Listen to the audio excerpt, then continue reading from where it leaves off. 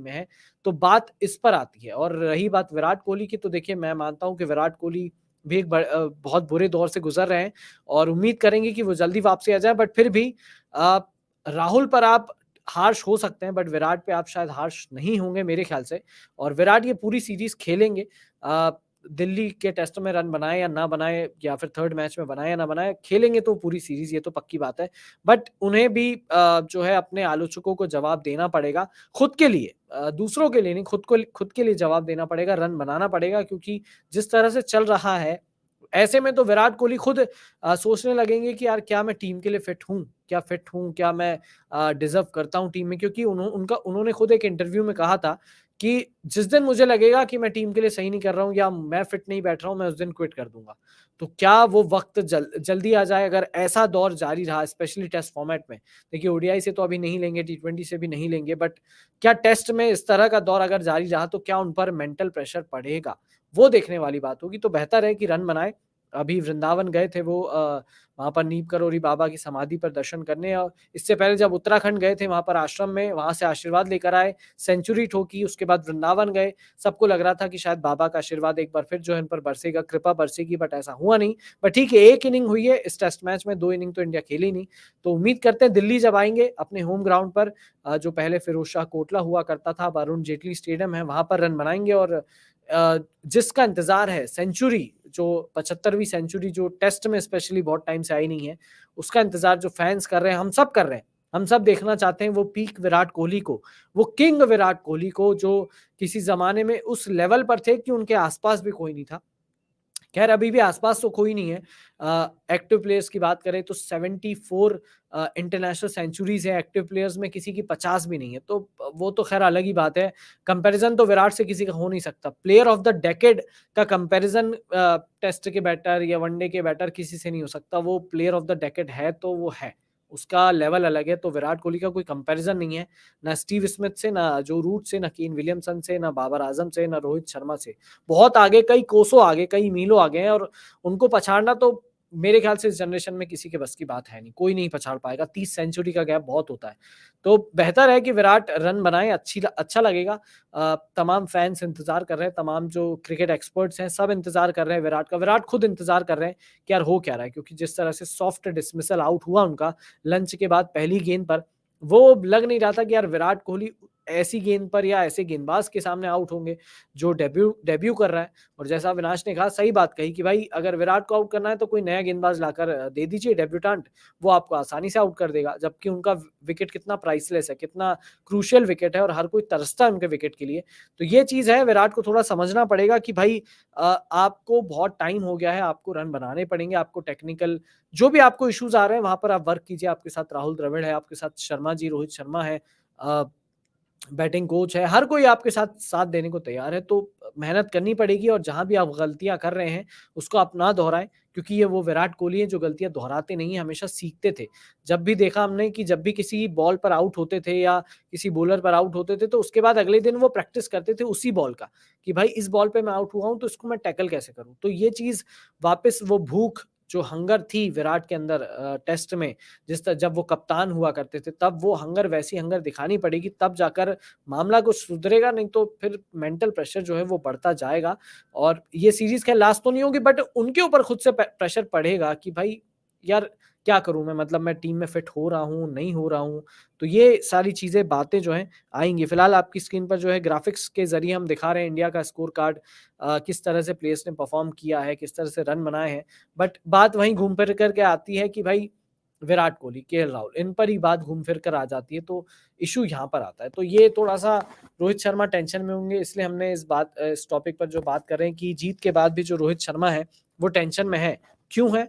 रोहित और राहुल और विराट के कारण, कि भाई आखिर ये परफॉर्म नहीं कर रहे हैं। अविनाश, जैसे मान लीजिए दिल्ली टेस्ट में राहुल का बल्ला नहीं चलता है दोनों पारी में, विराट का भी नहीं चलता है, तो क्या तीसरे टेस्ट मैच में बदलाव संभव है? क्या टीम इंडिया एक सख्त डिसीजन या कड़ा डिसीजन लेगी कि नहीं भाई अब आपको बैठना पड़ेगा, हमारे पास शुभमन गिल भी है? देखिए विराट पे तो शायद मेरे ख्याल से नहीं लेंगे, बट क्या राहुल पर लिया जा सकता है? नहीं, बेशक बेशक, थोड़ा सा कद काफी ज्यादा बड़ा है विराट कोहली का, तो इस वजह से रोहित शर्मा वो डिसीजन ना ले कि मैं आपको हटा रहा हूँ या फिर किसी और को मैं ले रहा हूँ या फिर बेंच कर रहा हूँ आपको। बट देखिए क्या होता है ना, अगर बीसीसीआई ने चाहा कि अब भाई नहीं रखना, हो गया। तो जब अजिंक्य रहाणे जैसे प्लेयर को यार आपने बाहर कर दिया, उनको कप्तान थे वो आपके, जब आपने उसको बाहर कर दिया तो कुछ भी हो सकता है। और ये इंडियन टीम में हमेशा होता रहा है। तो मैं अगर कोई स्टेप भी उठाया जाता है ना और बीसीसीआई की तरफ से, तो मैं हैरान नहीं रहता उसमें, बिल्कुल भी नहीं हो रहा हैरान होता, क्योंकि पास्ट में ऐसी चीजें बहुत दफा ये हो चुकी हैं। जहाँ तक दिल्ली टेस्ट मैच के बारे में बात कर रहे हैं हम लोग, दिल्ली टेस्ट मैच में अगर दोनों बल्लेबाज फ्लॉप होते हैं या फिर इनके बल्ले से रन्स नहीं है, तो ओपनिंग में संभव है कि केएल राहुल की जगह पे आप शुभमन गिल को खेलते हुए देखें। बहुत संभव है। इस बात में कोई दो राय नहीं है कि आपको, क्योंकि देखिए रिजल्ट भी बहुत ज़्यादा मैटर करता है। दिल्ली टेस्ट मैच में ये दोनों खिलाड़ी नहीं चले और आप हार जाते हो। तो जो आप ये नागपुर में टेस्ट मैच जीते हो ना, उस पे पानी फिर जाएगा। लोग आपको पलट के बोलने लगेंगे कि वो तो ऐसे ही जीत लिया, अब देखो ये ऑस्ट्रेलियन टीम को हराओ। कुछ ज़्यादा ही उछल रहे थे, कुछ ज़्यादा ही कॉन्फिडेंस।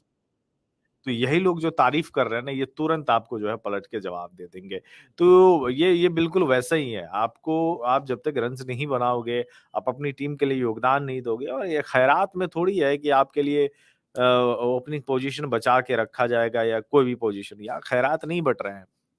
और रोहित शर्मा भली-भाँति जानते हैं कि उनकी सबसे बेस्ट प्लेइंग 11 कौन है और किन खिलाड़ियों से वो निकालना है।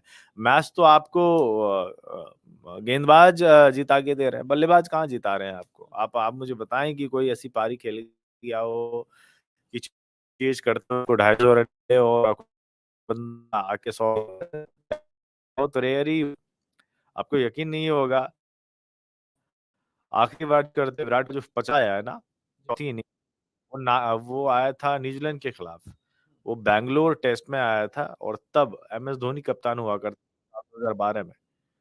अब 10 साल बीत गए हैं, विराट कोहली का चौथी इनिंग्स में एक भी सेंचुरी नहीं है चेज़ करते हुए। वैसे तो आई थिंक 4 उन्होंने सेंचुरी लगाई हुई है, 3 से 4 सेंचुरी, बट चेज़ करते हुए जहाँ पे आपको एक टारगेट मिला होगा, वहाँ पे 50 भी एक 50 है इनका सिर्फ, विराट कोहली का। तो बहुत चीज़ें हैं जिन जिन पर आप देखेंगे, निगाहें डालेंगे, तो वो तस्वीरें निकल कर सामने आएँगी। तो विराट कोहली से उम्मीद उम्मीद हम जितना भी कहेंगे, बट कुछ तो है गड़बड़ और ऐसे नहीं चलेगा। केएल राहुल के साथ क्या गड़बड़ है? माइंडसेट की दिक्कत है या फिर सच में हैंड-आई कोऑर्डिनेशन उनका खराब हुआ है या वैसे ही दिमाग खराब हुआ है उनका? ये 3 चीज़ में से कुछ ना कुछ तो आइडेंटिफ़ाई करना पड़ेगा, और ये कौन आइडेंटिफ़ाई कर सकता है? खुद केएल राहुल कर सकते हैं या फिर टीम मैनेजमेंट को थोड़ा-सा पुश करना होगा कि यार देखो ऐसी-ऐसी बात है कि हम आपके साथ ऐसा है, हम आपको इतना मैचेज़ देते हैं, अगर इसमें नहीं किए तो हम हाथ जोड़ लेंगे। तो जब तक एक अलार्म ना मिले, एक वार्निंग ना मिले ना, तब तक चीज़ें नहीं सुधर सकती है। तो शायद ये जितनी जल्दी कर दे उतना ज़्यादा बेहतर है, केएल राहुल के लिए भी। मैं बार-बार बोल रहा था, आप 46 टेस्ट मैच खेल रहे हो और 34 का आपका एवरेज है, तो फिर लानत है आप पे कि आपने कितनी ज़्यादा घटिया बैटिंग की है, और कई ऐसे खिलाड़ी हुए जिनके पोज़ीशन को आपने मारा हुआ है। कुंडली पर कहते हैं ना, कुंडली बैठ के कैसे बोलते हो? फन मार के बैठ जाना, कुंडली मार अ, के बैठे हुए कुंडली मार के बैठे हुए हैं। तो आपको लग रहा है कि मेरा बाप का जागीर है ओपनिंग पोजीशन, और मैं वहाँ पे खेलूँगा। मुझे याद है जब मैच शुरू हो रहा था उससे पहले प्रेस कॉन्फ्रेंस में केएल राहुल एक दिन पहले ही बोल रहे थे, संध्या को बोल रहे थे कि अ जो है हमें जिस भी पोजीशन पे खेलने का मौका दिया जाएगा, हम उस पोजीशन पे खेल लेंगे। इसका मतलब है कि आप सिर्फ खेलना चाह रहे हैं। वरना आप ओपनर बल्लेबाज रोहित शर्मा थोड़ी कभी ये बोलेंगे कि यार मुझे कहीं भी खिला लो मैं खेल लूँगा। आप यू आर ओपनर, आप ओपनर हैं। आप सीधा बोलिए कि भाई मैं ही ओपनिंग करने वाला हूँ। ये आप ऐसा लग रहा है भीख माँग रहे हैं, आपको खैराती में मिल जाए, मैं हमको 2 नंबर पे भी खिला लो यार, हम खेल लेंगे, 3 नंबर पे भी खिला लो, खेल लेंगे। ऐसा नहीं होता है। इसका मतलब है कि आपको खुद पे कॉन्फिडेंस नहीं है, और जब कॉन्फिडेंस नहीं रहेगा, तो फिर आप बेड़ा गर्क हो जाएगा, बहुत ही ज़्यादा। एटलीस्ट अगर आप किसी से सीख नहीं सकते, तो रोहित शर्मा आपके बैटिंग पार्टनर हैं, उनसे ही सीख लीजिए। उनके भी बल्ले से बहुत लंबे अरसे से सेंचुरी नहीं आई थी। आपकी तो फिर भी आ गई है। आपकी तो फिर भी आ गई है। आपने साउथ अफ्रीका में सेंचुरी मारी थी। साउथ अफ्रीका दौरे पे रोहित शर्मा गए ही नहीं थे। तो तो करना पड़ेगा, केएल राहुल को भी करना पड़ेगा। इसके अलावा गेंदबाजी पे अगर बात करें तो गेंदबाजी में ऐसा कुछ डीमंस मुझे नज़र आ नहीं रहे टीम इंडिया के, क्योंकि जो भी खेल रहा है 20 विकेट हमने निकालने हैं और निकाल ही लेते हैं। तो उसमें कोई दिक्कत नहीं, बस यही 2 कमज़ोर कड़ी है जहाँ पे मुझे ऐसा लगता है कि चीज़ों को बेहतर किया जा सकता है। अगर कोई कमेंट है तो ले लीजिए। बिल्कुल कमेंट में देखिए एक कुम्भानी सुमित बोल रहे हैं, सर आपकी टीम क्या है? देखिए हमारी टीम तो जो थी वो तो अब तो मैच ही खत्म हो गया सुमित भाई, तो अब तो टीम का क्या ही मतलब जो भी हमारी टीम थी उसमें प्लेयर थे जिन्होंने जो है मैच जीते। तो टीम तो अब क्या ही बताएं भाई, अब तो आज सेकंड टेस्ट जब होगा तब देखेंगे, उससे 1-2 दिन पहले फिर इस बारे में बात करेंगे कि क्या पॉसिबल प्लेइंग 11 या क्या फैंटेसी 11 हो सकती है जिसमें हम बात करेंगे कि भाई ये प्लेयर्स हमें रखना चाहिए, ये प्लेयर्स परफॉर्म करेंगे या नहीं करेंगे। बट जैसा अविनाश ने बात की कि भाई केएल राहुल, जब प्रेस कॉन्फ्रेंस हुई थी हमने जब उस पे लाइव किया था, उसमें बात यही की थी कि भाई राहुल की जो अप्रोच लगी थी उस प्रेस कॉन्फ्रेंस में, सच में ऐसा लगा था कि बड़े अंडर कॉन्फिडेंट है कि भाई मुझे तो बस खिला लो यार, कैसे भी खिला लो, मैं 5वें पे खेल लूँ, 6वें पे खेल लूँ, कहीं भी खिला लो, बस खिला लो। ये नहीं बोला कि यार मैं वाइस कैप्टन हूँ और मैं ओपन करूँगा भाई, मैं ओपनिंग ही करूँगा रोहित शर्मा के साथ। ये उनके बयान में नज़र नहीं आया, उनका बयान भी बड़ा एकदम एक वो कहते हैं ना एकदम लो साउंड कर रहे थे वो। जबकि शादी से आए हैं, लगा था कि शायद भाई शादी के बाद जो है उनकी जो किस्मत है वो पलटेगी, क्योंकि एक हमने वीडियो किया था स्पोर्ट फैक्ट के चैनल पर ही कि भाई रोहित हो, चाहे कोहली हो, चाहे अश्विन हो, शादी के बाद इन्होंने बहुत अच्छा परफ़ॉर्म किया है जिस भी सीरीज़ में वो खेले हैं। तो ऐसा लगा था कि शायद राहुल का भी जो लेडी लक है वो काम आ जाएगा, बट फिलहाल पहले मैच में तो नहीं दिखा।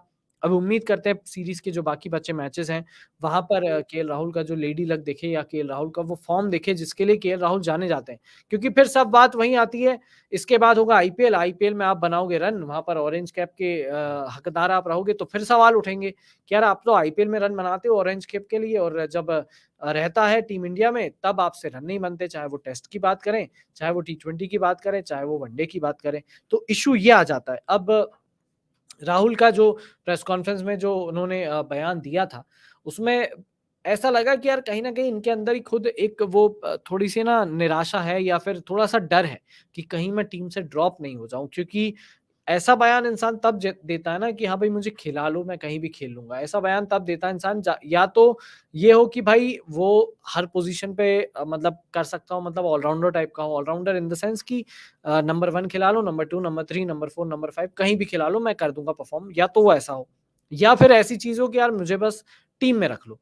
इस चीज़ के 2 मायने। तो 2 मायनों में से आप किस मायने को सही समझते हो वो तो ख़ैर आप पर है। हमें ऐसा लगता है कि भाई शायद राहुल अंडर कॉन्फिडेंट थे, जिसके कारण उन्होंने ऐसा बयान दिया कि यार मैं तो कहीं भी टीम मैनेजमेंट जहाँ चाहेगी मैं वहाँ खेल लूँगा।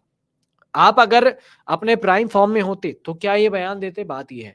अगर आप केएल राहुल जो है ऐसे फॉर्म में होते जहाँ पर वो हर 1-2 मैचों में शतक या अर्धशतक लगा रहे हैं, तो क्या वो ऐसा बयान देते? वो नहीं देते। वो बोलते कि भाई मैं ओपन कर रहा हूँ रोहित रोहित के साथ, मतलब कप्तान, वाइस कप्तान, उप-कप्तान और कप्तान दोनों ओपन कर रहे हैं, तो ऐसा बयान फिर राहुल से नहीं आता। बट राहुल ने जो बयान दिया है, उसपे ये तो समझ आ गया कि यार वो कहीं न कहीं डर तो उनके मन में भी है, क्योंकि आखिर कब तक आप जवाब दोगे, या आखिर कब तक जो टीम मैनेजमेंट है या बीसीसीआई है वो मीडिया को या दुनिया को जवाब देगी? कहीं न कहीं तो आपको कुछ न कुछ डिसीज़न लेना ही पड़ेगा।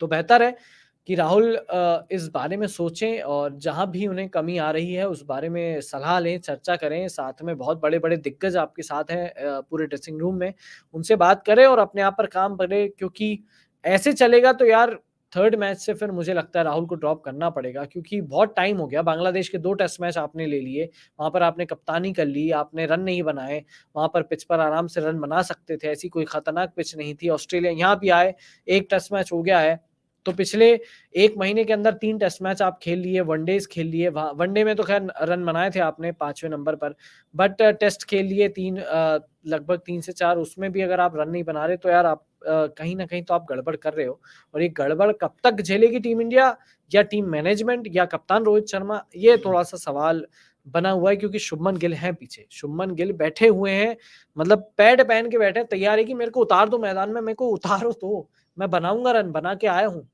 तो राहुल को ये चीज़ समझनी पड़ेगी।